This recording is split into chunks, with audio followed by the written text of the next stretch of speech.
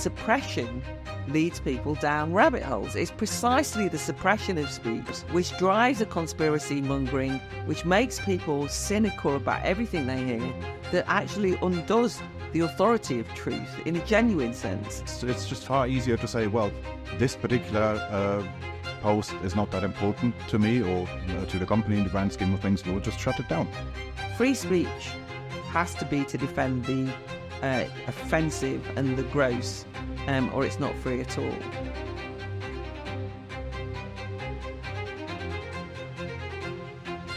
Welcome back to the Institute of Economic Affairs podcast, with me, Matthew Lesh, the IEA's Director of Public Policy and Communications. Today I'm very excited to be joined by both Dr. Kristian Niemietz, our Editorial Director, as well as Claire Fox, a peer in the House of Lords, writer, broadcaster and free speech campaigner, as well as the Director and Founder of the Academy of Ideas, where you can follow her work. We bring you a public affairs podcast with difference. We want to go beyond the headlines and instead focus on the big issues and foundational principles that matter to classical liberals. Today we're going to be discussing free speech and social media. But before we get into some of the debates that have emerged over recent days, I want to step back for one moment into what we saw in respect to the social unrest in recent weeks. What seemed to begin as false claims on social media appeared to spur riots on the streets, even perhaps when the corrected information came out. I wonder what you made towards the start of this whole affair, Claire. Well, one thing worth noting is that I did very much gulp when I saw a named individual being posted on social media that proved to be false and genuinely mis or disinformation, wrong. Yeah. But I gulped because it happened so quickly, got taken up by what one might call the usual suspects in some ways. And I couldn't believe that the narrative would be almost like so convenient for people in the way that they saw it, illegal migrant, sneaked in here, a Muslim, so et cetera, and there was no querying of it. So as somebody who has spent a lot of time arguing against the way that notions such as misinformation and disinformation have been weaponized, I guessed straight away that this was going to turn into something of a nightmare for free speechers trying to kind of untangle it afterwards, and hence I am therefore sad that I was proven right on that. So we can go talk about that, but later on. But one of the things that I think is important to understand is that the riots really did spring out of something that had been going on for much longer that relates to speech. And I think just the immediate circumstances in which that terrible, awful set of stabbings and murders of the little girls happened in Southport was that there'd been a number of instances where things had occurred in the public realm that were worrying, like the fact that a soldier had been stabbed in daylight in his uniform, and that when people asked the question, well, who did it? Was it an act of terrorism? They immediately kind of slapped down almost that speech, that question, which was perfectly reasonable to ask, was not allowable. And I think people felt quite aggrieved by that. I think as well that when the riots happened in Hare Hills in Leeds a couple of weeks before, where the police seemed to be absent, and the people who were rioting were the Roma community in support of a Roma family, and then the police were not there, but then they actually interviewed and I think even arrested a woman who had said it's not right that they're not integrating into the local community. She said that the next day, and suddenly the police were arresting her. And and people immediately felt that you weren't able to discuss what had happened in Hare Hills without being told off in a way. And people who queried why the police went there were told, these are public servants, you're not supposed to ask those questions. And I suppose, the other practical example was just when we had that Manchester airport incident in which we saw vividly, and social media does this, where we saw a clip of a police officer stamping on a young Asian lad who was prone on the ground, and it really was a violent kick and stamp on the face. It was so shocking. And people who criticised that, everybody, as far as I can see, condemned it. But when anyone tried to say, well, what's the context that this occurred in? They again were told that they were being anti-Muslim. Are you going along with the Islamophobia of the police? When there was a big, quite vociferously aggressive protest outside the police station, calling the police racist, and it was almost like a kind of George Floyd explosive moment. You know, you go about willfully treating anyone who's Asian like this. Asian is what I used to say, and of course now people are even demarcated further. So they meant Muslim Asian, and then of course the full footage emerged, a very different story. A violent incident. Yeah, still appeared brutal in the police's response, but in response to other... by the way, this has got nothing to do with why the police should not be allowed to kick and stamp on people's face. You know, if they're guilty. It's not... we don't live in the Wild West. Nonetheless, the only thing I was just going to say on speech was... Then suddenly, there was a kind of silence, right? So the reason I'm linking these things is that was an atmosphere, and there's more examples, but that was an atmosphere where... you couldn't say what you thought. You couldn't raise things. And I think that's how we got tangled up, where people wanted to speak out after Southport, were told they couldn't, and then we got into a muddle because of the disinformation. Yeah, I mean, I think that there's always this question of supply and demand when it comes to disinformation, because someone can just put out a post saying something completely crazy, and it can go nowhere. Or someone put out a post and it has a certain virality to it, because it feels like, whether it's true or not, it's speaking to some kind of a situation that in retrospect was a big kind of tinderbox. And it doesn't really matter to these people. I think you've made this point, Kristian. It doesn't really matter when the right information comes out. The riots continued. Like, it wasn't really about the false information. I think you could... Well, yeah, quite. Yeah, I mean, the truth came out pretty quickly. I think it was less than 2 days later, and it made absolutely no difference. The riots nonetheless went full steam ahead. And that just showed these people who were rioting there, far-right thugs, they're not that interested in the details of somebody's identity. They're not going to say, is someone from a second generation Rwandan immigrant? That is obviously a different story. Then I will immediately stop rioting. That is not how this works. And on the disinformation issue more generally, I think there is a bit of a moral panic around this. Right now, it would be, I think, more concerning if we often saw people falling for sophisticated hoaxes. So somebody puts out something, let's say an AI deepfake, a video where you could think somebody's being framed for murder or something, or some crime, with people falling for that. That would be a bit more concerning. But most of the time, when people fall for things that I would describe as disinformation, what's often disappointing is how obvious it is. It's somebody, it's often just some attention seeker who claims to have some insider information where you don't need to be a professional fact checker to just think, wait, who are you? Why do you think you have this information? Who gave it to you? This is just totally implausible. This information is largely demand driven. When some kind of disinformation spreads, it's because it fits into some worldview. Some Twitter tribe picks it up because it's something that they want to believe, and that's how it spreads. Yeah, but it's also the case that the reason why I was using those examples is there was a feeling, I think there is a feeling, that there are certain verboten subjects.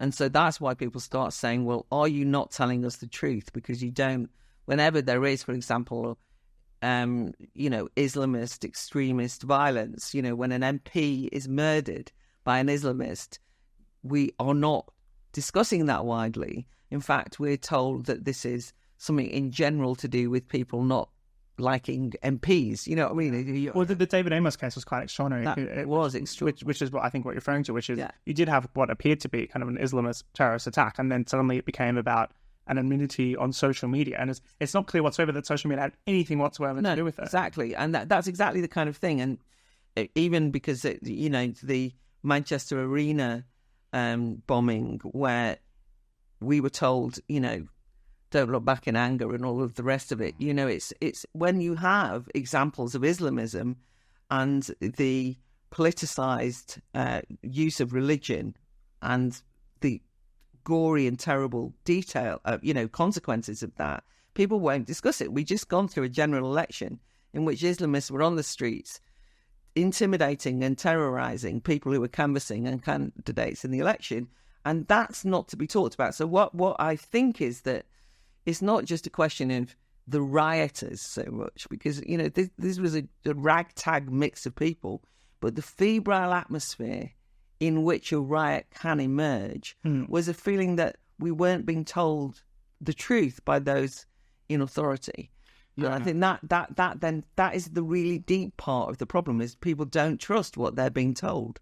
This could have been nipped in the bud if that information, demographic information about the killer had been released earlier. It was a choice to wait for 2 days. Yeah, I think that's when you fuel speculation. Yeah, I think maybe part of the charge in that case was that they were underage, and therefore they couldn't actually do that. They couldn't do it until the judge had made the decision that it could be released early.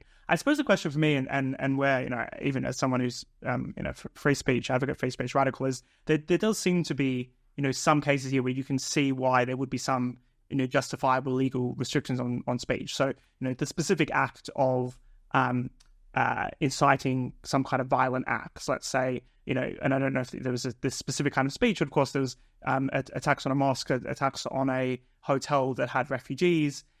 If somebody had, let's say, you know, put out posts or, you know, acted on in some, even in a digital space, encouraging those specific activities and organizing them, I wonder if that's, you know, that is very different to someone raising questions about, you know, integration or immigration, or being worried about this inability to talk about everything you've talked about there. So there does seem to be a line. Maybe the line is being drawn at the wrong point, but there sort of does seem to be some justifiable limitation on free speech if it's, you know, if you can very specifically prove the incitement, or, you know, classically defamation if you think defamation laws. Yeah, but I think that's the problem, isn't it? Is that the narrowly drawn, carefully thought through notion of incitement, which has always been a speech crime. And I have not ever fought, you know, to get rid of the incitement law. Yes. I mean, you know, that's like, you know, somebody can incite somebody else to do something. But it's taken some legal minds over the years to define what incitement is. But it seems to me to have been promiscuously expanded in recent post-riot, you know, judicial interventions. And of course, you said the other problem here is the other existing laws. You know, Section 127 of the Communications Act that outlaws grossly offensive speech. It's the false communications offence, which is now being used. Technically, the false communication offence, and we don't know too much about how this is going to operate, because it's actually quite a new one in the Online Safety Act. You have to have both said something that is false, and you say knowingly false, and with the intent to cause some kind of non-trivial harm. So there's someone, there is the case that has emerged against somebody who did falsely name, this made-up kind of refugee as the person responsible, and they are being potentially prosecuted on the false communications offence. The question in my head, even in that case, is can you actually show that there was intent, that they intended, that effectively they made up the information themselves, and you don't know that, or you don't know whether they read something somewhere, and how can you read their mind on the intent? Certainly, the woman in question in this instance, who's been named in the press and has spoken out before she was arrested, to, you know, if she was false, if she was knowingly doing it, she deleted it. She started off saying, if it's true, all hell's going to break loose. And, you know, I don't want to prejudge the trial, but I mean, my God, you know, she's been treated actually as guilty. She's been, you know, shamed, certainly. And she could potentially face jail for that. But somebody who says, well, I had no reason to know whether it was true or not, but I certainly wasn't doing it for the intention of, you know, so how they're going to prove that, I have no idea. But at the moment, they are locking people up with very little. It seems to me, it seems because so many people this is a complication, are pleading guilty. And they're pleading guilty to speech acts and saying yes, yes, yes, because they're being advised that they'll get a lesser sentence. And there's such summary justice happening. Oh, so you think these are people who are actually themselves physically involved in the rioting? No. A lot of the speech. I'm not talking about people who went out and committed acts of violence. Yeah. And anyone who watched that hotel where there was reckless attempt to set it on fire with people in it and so on and so forth, regardless of whether you'll have an argument about, sentencing or not. My God, you know, there's a reason why arson is taken so seriously in the law, because this is potentially could have killed lots of people and so on and so forth. No one is having that discussion, or we're not in this instance. I'm just talking about the Speech Acts.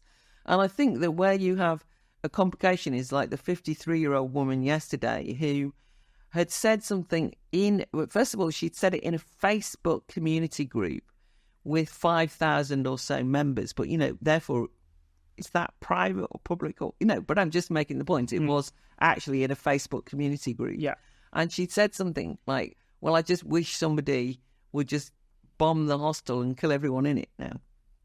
Flippant, disgusting, wrong. Yeah, exactly. It was the mosque, to make it clear. So this obviously is motivated by extreme bigotry in relation to ordinary people who might be praying in a mosque. Is also egregious in terms of its wish list. But is that incitement? I mean, and she also is, the reason I'm mentioning this is because she didn't go anywhere near anything, right?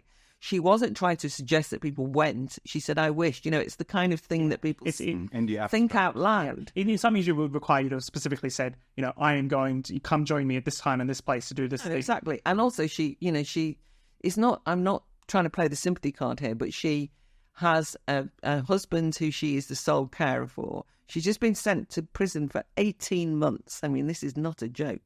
And then we've had the guy who put up the memes, who put up racist memes, unpleasant memes, no doubt about it. But they were memes, cut and paste, stupid, backward, bigoted. He's gone to prison for, I think, a year.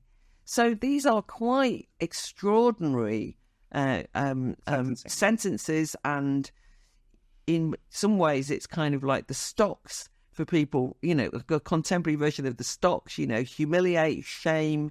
We have the use of social media by the government, by the judiciary, by the police to intimidate people. And a lot of the public information that they put out, things like think before you post, or those pictures of the judges sentencing, in all that, you think they're being sent down for murder and so on. It's all very somber, and then they clicked and put on social media. This is addressed to you, the public. And so there is undoubtedly an attempt to chill speech and to tell people that you will face criminal sanction and penal punishment if you say certain things. And I think that is why I'm so anxious about today. We'll just step back for a moment, and for a lot of people who would hear what you've just said, they'd say those are revolting things. Maybe people should go to jail for that. They might not necessarily appreciate, I suppose, an argument I think you're trying to make here, which is that, I find that speech absolutely disgusting and revolting, but I don't think we should be, it's not clear that there's a harm to another person as a result of that speech. It's not clear that that's a good use of criminal justice time, and that people should be able to say disgusting and revolting things and things we disagree with, as long as they're below a threshold of actual incitement. Yeah, of course. And this is the difficulty that we all face. I did BBC Newsnight last night and made a similar point, and of course I had to immediately say, I'm sure that'll be clipped, and they interrupted me to, try and imply that I was justifying it, all of the things that happen. Free speech has to be to defend the offensive and the gross, or it's not free at all. But of course, one hesitates to go down that road. So let's just consider then the way that this can be dealt with in what's now become a cliche of the kind of two-tier justice system, or the two-tier governance. But I think there is something in this, which is, as somebody who is involved in gender-critical politics, to use that term, it's become quite regular for trans activists to shout, kill all TERFs, or, demonstrations. And I mean, sometimes, punch a TERF is like the slogan, right? Now, they're saying it, it's unpleasant, it's quite intimidating when you're there, by the way. And there's placards that say gross things about what they want to do to TERFs, those of us who are gender critical. I actually don't think they should be arrested, right? I'm not suggesting that we round them up. Indeed, today, somebody who was involved in just that, such a punch, autos assault, was not sentenced, didn't get any, was let out, right, in the normal course of things. Because I think we do appreciate that this is antisocial speech. And I would have, by the way, if that woman had said in the Facebook community group that I was in what she said, I would have argued back. I might have shamed her. I might even have argued that the community group should kick her out, right? So there are elements to which we ourselves police the kind of speech that we deploy. And we certainly don't say all speech is acceptable. But it's a question of whether it's legal or illegal and whether prison is the correct way of dealing with it. Yeah, but that's the problem nowadays, that if you defend somebody's right to say something in the abstract, that you have to also add that you personally disapprove of what they say.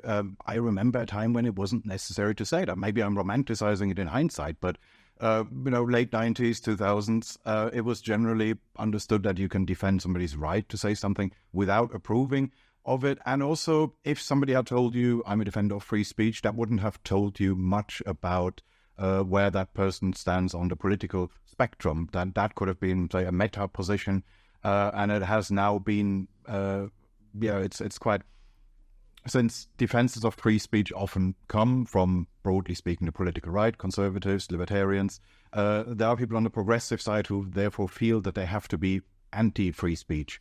Well, they have to be, actually, we do have free speech on the Human Rights Act, but you'll find that in Britain it is very limited. We don't live in the United States, and they'll make that kind of an argument. I mean, I'm kind of interested in moving the conversation a little bit and to think about where we're at with the particular topic of mis and disinformation, because this is very much the government's new policy focus. I mean, the latest reporting about their response is that, well, they're going to let the existing Online Safety Act go into force, but they're going to review it down the track, with this idea, and with a particular focus on Twitter, on X, on Elon Musk, on this idea that we need to some kind of clamp down and to reduce the spread of that mis or disinformation. I'm wondering what you make of that, Claire. Well, one of the difficulties is definitions. And when you come to the law, this matters because the way that dis and misinformation is treated, it's as though we all understand this is fake news, post-truth, lies, malicious lies at that. But we know in very recent history the way that those terms have been used to suppress dissent. Dissenting views during lockdown, the origins of the Wuhan lab leak were described as Russian misinformation. In the American election, as we know from what were known as the Twitter files, the Hunter Biden laptop story was actually described as disinformation created by the Russians, right? And it was true. And there's a whole range of things in the riots situation. We've only, it's been said by others, but it's worth reiterating here that the Hope Not Hate put forward, I assume, by the way, tweeted or posted in good faith that there were Muslim women having acid thrown in their faces in the height of the riots. And I was absolutely horrified, and I believed it to be true. I thought, oh my God, things have got so out of hand that I was just thinking of the horrors of it. Only to just, the police just said the next day, oh no, that wasn't true. And Hope Not Hate aren't being rounded up as we speak, right? So it was like, oh, that was an honest mistake. And the 100 riots, as were predicted one night, and the next day, Hope Not Hate actually said, oh yes, we think that probably was a hoax, but it did lead to but it did lead to very positive headlines and lots of anti-racists on the street. So broadly speaking, it was the good lie, in other words. Yeah. So I think the noble lie. So I think that the difficulty we've got with a term like dis or misinformation is, what do they mean? Yeah, I think a lot of people on the pro clamping down on disinformation side seem to think that this is just another form of content moderation, that this will be the equivalent of, say, having a spam filter.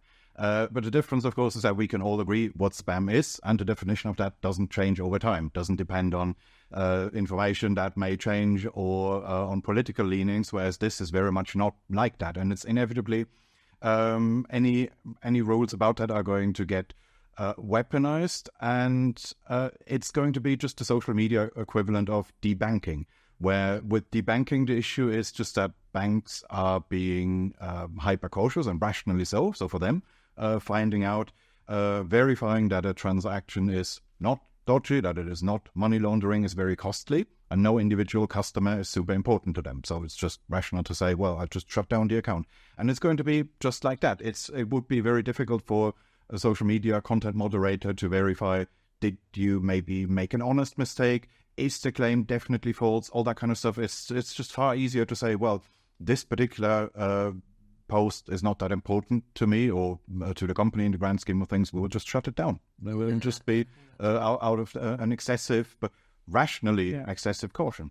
Perhaps the exception here being Elon Musk, who and the current version of X, where it does seem kind of a philosophical, ideological bulwark, at least to some extent, against this. I mean, I was reminded in terms of this just misinformation debate, just how much our idea of what the truth was changed through COVID, and even what the authorities were telling us changed. So, very early on in the pandemic, it was the WHO repeated the Chinese lines that COVID-19 wasn't actually spreading between humans.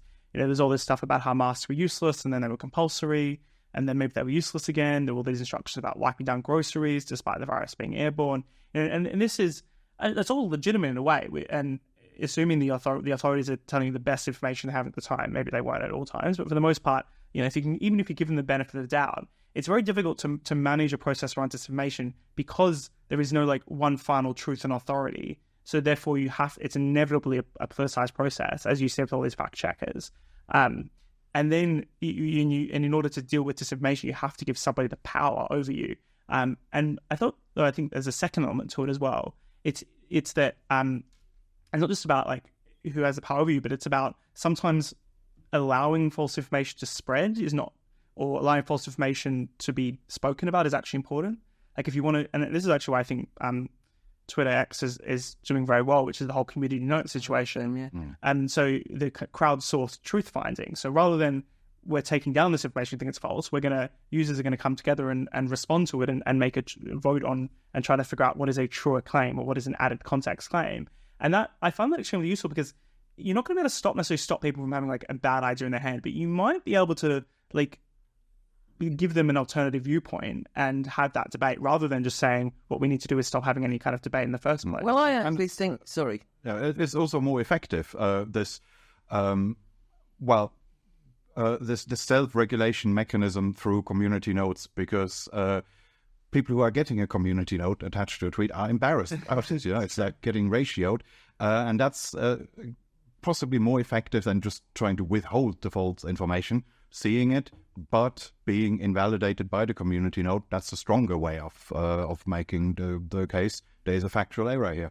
I think that's right. I think it's a sort of bottom-up, form of intervention that's very helpful, because it's actually because there's this notion that the government are also pushing that from the age of 5, all teachers are to tell pupils how to identify disinformation and misinformation. And I did a debate for a teachers group the other night, and when I posed to them various queries of what was true, what wasn't true, and so on and so forth, and they couldn't handle it. And I said, "Now, you think the 5-year-olds are going to deal with this, right?" I mean, it was good. They had a worldview that when I challenged their worldview, they wanted to say was misinformation and disinformation. They couldn't do that in the end. I pointed out these are matters of contentious politics. But the point about community notes, and this was the point I made to them, was young people seeing that there are different arguments about facts, what is factually accurate or not. Actually, that's how you learn what critical thinking is, because if you do get community noted, as you pointed out, think, I might be a bit more careful about checking my sources in the future. You're going to think about it much more. But the main problem with the way of approaching misinformation, disinformation, of removing it, is that suppression leads people down rabbit holes. It's precisely the suppression of speech, which is where I started with those stories, which drives a conspiracy mongering, which makes people cynical about everything they hear, that actually undoes the authority of truth in a genuine sense, so that it doesn't matter what you see, you don't believe it, and you sort of say, oh, well, the government have said that, or the police have said that, I don't believe them because they've tried to manipulate things. So it's much better to have this kind of atmosphere where you have competition going on between different versions of events. That's not to be relativistic about truth, but so that you can piece together as an individual what it is you think is the case. When you were talking about community notes, though, one of the things that struck me when you kind of got this collective, all together we'll come up with the truth, is Wikipedia. Now, I mention Wikipedia because Wikipedia is kind of well regarded by the establishment. It's certainly a legal entity. And I can safely say that there has been mis and disinformation on my Wikipedia page for, since the start of since Wikipedia started. And it gets on my nerves, right? And I can go and speak at a conference and people can read out my biog from Wikipedia and I'm mortified, right? It makes me sound like some complete lunatic. And they haven't checked it because they believe it's true. And many young people do the same. They think Wikipedia gives them a version of the truth. Anyway, I mention this because I'm not trying to ban Wikipedia. I'm not trying to encourage the government to lock them up. But they do spread mis and disinformation all the time, even though it's collectively done. And the world has not,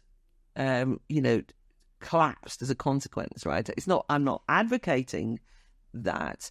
But in other words, there is a very specific group of ideas that are targeted by this campaign. And that's one of the things. That's why I use the hope, not hate examples, because we actually do understand that even bad faith actions, but often just people getting it wrong, can be corrected. And then when they are corrected, then people will understand that.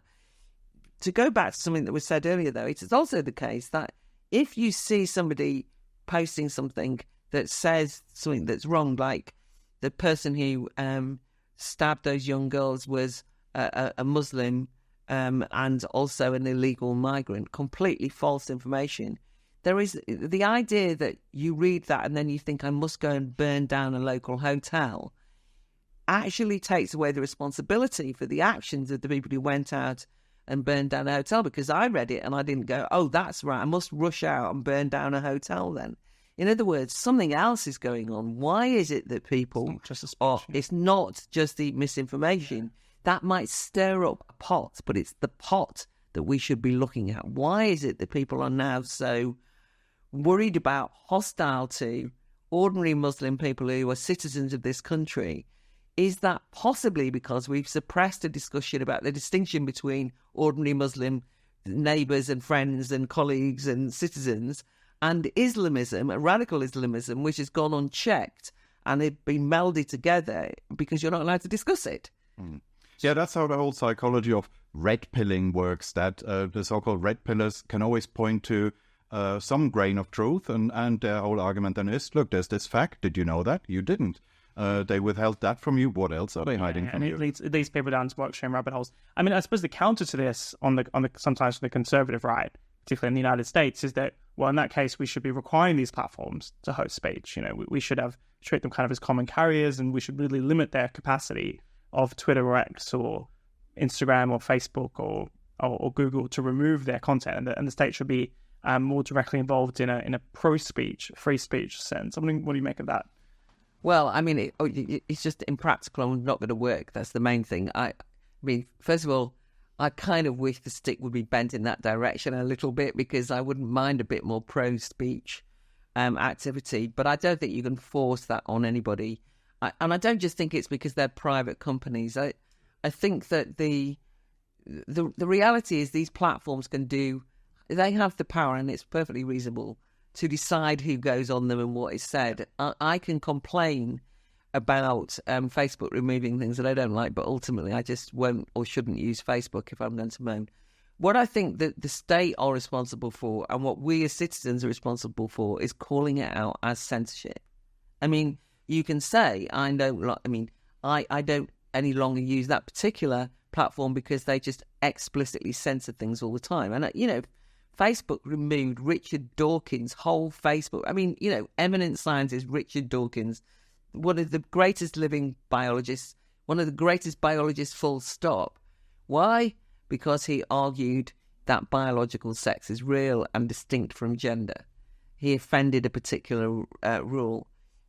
LinkedIn are forever taking things down that are gender critical, of all things. So you can then say that is censorship. You can advertise that they do that. But ultimately, I don't think the government should force LinkedIn to host. That's the deal, right? So Yeah. in some ways, that is the argument. But one of the things that's ironic is one of the reasons why X or Twitter is so successful is that it's actually a place where people, despite everything, even despite the fact that I was shadow banned by, Musk's predecessors for a long time, it was somewhere that I got enough out of that I stayed. And it kind of works because there are people from different perspectives. There is kind of a need to create a platform, and some platforms and some forums might actually even want to be more curated for the sake of their users. I mean, I suppose the whole power of the internet is that there is such a diversity of platforms these days. I just want some final thoughts, maybe from Kristian, from you first, about kind of where we think this goes now, because there's obviously this feeling, this broad feeling, and the government's leading into that. Well, now's the time to restrict speech, and we could see some more legal restrictions, as opposed to, I don't know, a counter sense that this is a big problem, that we kind of need a free speech culture. Is the focus on, I suppose, to some extent, the culture side or legalistic side? Where is the effective argument? Is it a bit of both? Do they lead into each other? Where do the kind of free speech case go from here? Well, I suppose if you had a broader cultural acceptance of the principle of free speech, then it wouldn't really matter that much what the legal situation is like. You might then have the legal tools to shut someone down, but if people generally agreed that you shouldn't use those tools, then they wouldn't go anywhere. But it is that combination that we now have a political culture that is hostile to free speech, and I'm quite happy with cancelling people, but also a legal basis, legal tools that allow you to do that. So, you have to take away one of those. Okay. One of the more depressing things at the moment is the tendency to go for a kind of tit-for-tat cancel culture, or, a tit-for-tat, well, what about this person? They're guilty of hate speech. So I posted something this morning where, some local activists had put up pictures of the remaining hostages being held by Hamas. And there was a film of somebody diligently smiling as she did it, removing them. I mean, a vile act, and I was, I've found that offensive. I wasn't saying arrest the woman, but practically everybody who responded on my timeline said, exactly, that's hate speech. Why don't you round her up? Why don't you get her in? And then you've got this kind of situation where people are saying, I've discovered that there was some people who were involved in posting this, that and the other that led to gangs of Muslim youth going out. Why aren't you arresting them? And it's like, thank you, that's helpful. And we have actually seen this in relation to offence archaeology, people looking through each other's timelines, trying to discredit people. So you're absolutely right, Kristian. I think that what we've got there is that a lack of cultural regard for free speech is an important principle. Well, and even where people are actually joining in and just going, what about our side having our fair share of retribution? Yeah, it's even the people who are normally at the receiving end of this it's... Well, and when you're normally at the receiving end, it's just hard to resist the temptation when, for once, you're the one with the stick. And it would take some intellectual self-discipline to say, well, I'm going to be consistent now. But you can then still make the case, look, if we had your rules in place, if you applied them consistency, then this person and that person, they would now also get arrested. Yeah, I mean, I'm not calling for but that's the way to do it. I mean, I'm not suggesting that we don't draw attention to double standards. It's very important that we do.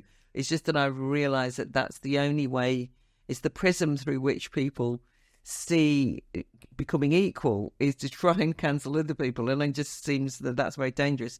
I think, having said all of this, I am also worried about too much hyperbole in terms of the free speech side of the argument. I keep hearing people say, actually, many people I know and respect and like, almost like we're on the brink of fascism, it's like 1930s, authoritarianism, they're rounding people up for speech.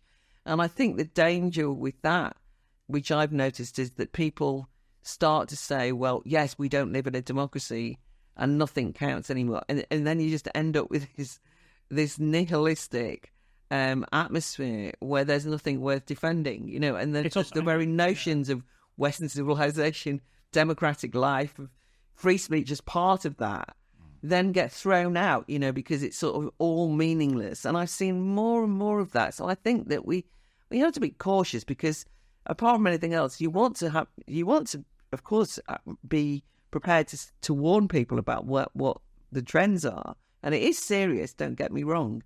But I just think we've got to be careful about not overstating things in a way that just draws... Well, it creates a climate of fear, actually. It also makes people frightened to speak, because they think, I'm going to be rounded up if I say anything. And it's not like that. Yeah, but it's fine to draw attention to the fact that people do get arrested for mean tweets.